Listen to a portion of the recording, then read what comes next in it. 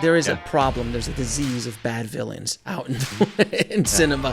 What advice would you have to create a really good villain? And can you give an example of 2 or 3 like insanely good villains? You're like, well, that's the depth that those villains had, you know.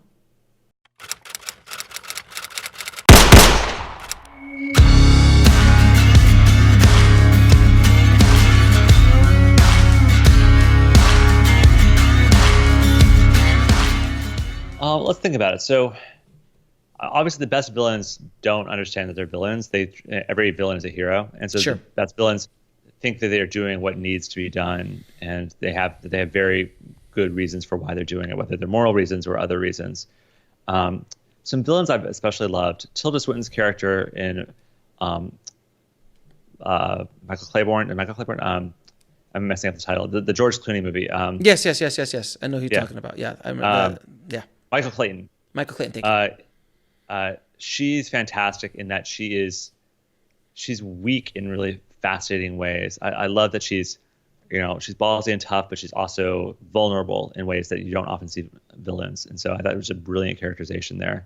I think Tony Gilroy, if I'm not mistaken, is the screenwriter there.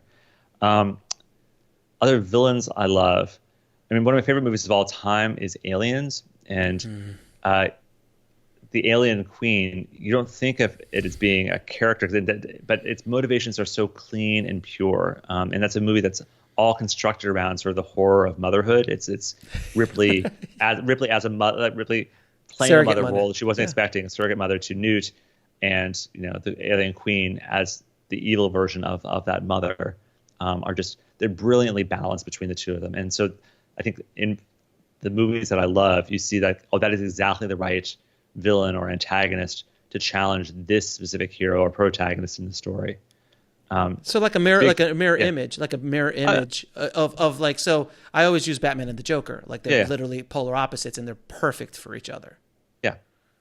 I mean, the Joker is a fantastic villain in all its different incarnations.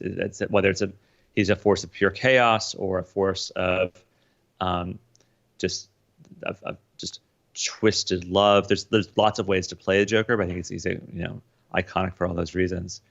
I do a series of books called Arlo Finch, so they're middle grade fiction, sort of Harry Potter age fiction, and it's been fascinating, like trying to find the right villain for that, because the central character is a 12-year-old boy who's like nervous about things. He's a big planner. He's sort of always a little bit leery of the world outside there, and finding the right villain opposite him has been fascinating. So I ended up finding a character who was Arlo ended up creating his own villain, and so quite accidentally, like he was trying to do the right thing, but ended up sort of creating this madman who ended up coming back after him. And so when antagonists and protagonists have that causal bond between the two of them, I think that's especially meaningful. Superman has that with Lex Luthor, because Superman accidentally hurt Lex Luthor as a kid. Those things are great. In Big Fish, the protagonist-antagonist relationship is between the father and the son, and so they're each other's villain and each other's hero, and that's a fun way to look at it as well.